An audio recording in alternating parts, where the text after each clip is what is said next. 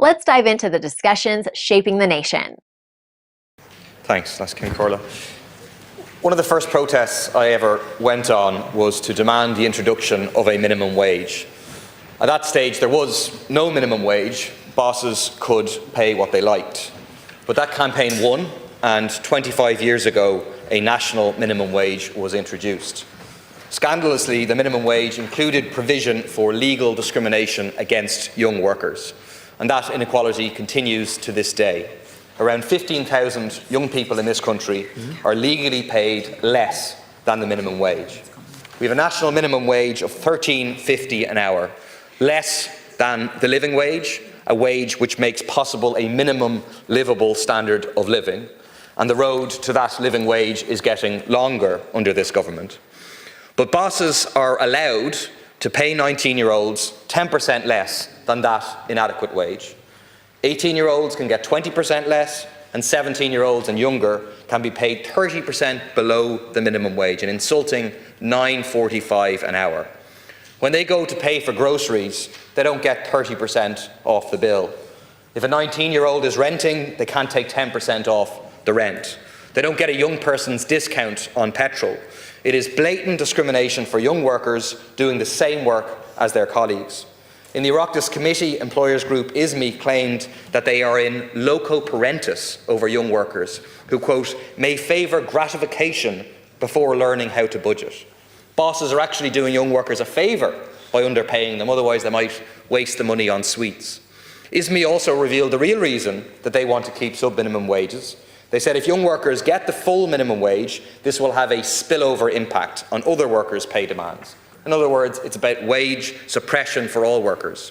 2 years ago, we and People Before Profit proposed a bill to do away with this legalised super exploitation.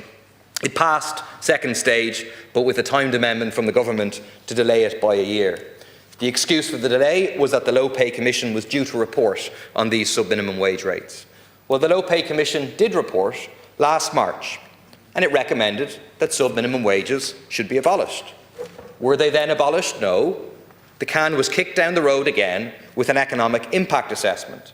I asked the Minister for an update about the progress of this assessment and got a PQ back on Tuesday saying it won't be finished until June, but that regardless of that, quote, the government has agreed to defer any decision on sub-minimum youth rates of the national minimum wage, i.e. you are going to continue with legalised super exploitation of young people, even after the Dáil voted to end it, even after the Low Pay Commission recommended that it be done away with, before the economic impact assessment that you commissioned has even been completed.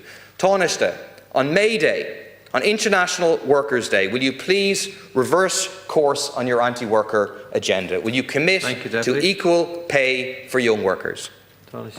So thank you very much, Deputy Murphy. I don't think anybody can credibly suggest that this government is anti-worker. In fact, there's many more workers in this country as a result of this government's efforts and successive government's efforts to create jobs in every town, every village, every city right across our island. And indeed, to have workers, you need to have jobs. And there's many, many more people in employment. Many of us remember days in this House where actually the biggest challenge being raised on leaders' questions and every other opportunity in this House was people couldn't get a job.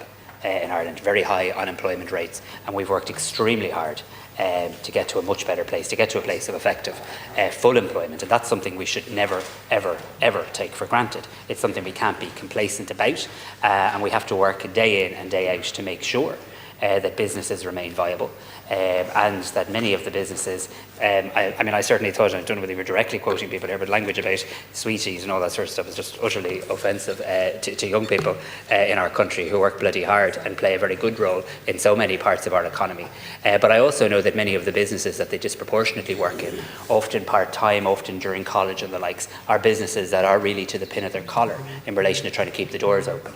And I challenge you to call into a cafe in your own constituency, call into a hotel in your own constituency, call into a restaurant in your own constituency, and as I'm sure you do, and I'm sure you'll hear from them the challenges that they face in meeting the pay bill. I'm sure you'll see in cafes across the country, as I do, sometimes reduced opening hours. And one of the reasons when you talk to an employer they'll cite is the fact of trying to keep down the cost. So one of the things this government is collectively doing, across parties, across the independents, with Minister Burke, is to look at the whole issue of how we can help businesses with the cost of doing business. And of course that's against a backdrop, not of wage suppression, which again you referenced, but simply isn't the case. It's against a backdrop of a minimum wage that's increasing year on year, that will increase again, no doubt, in the years ahead and in the year ahead, that has increased by 33% over the last 5 years, that is now the second highest minimum wage rate in Europe, and now back in a country, and I accept this wasn't always the way in recent years with very high inflation, but now back, thankfully, at a position where wage growth is exceeding inflation and exceeding it effectively. So in other words, the extra money people are getting in terms of wages is now outstripping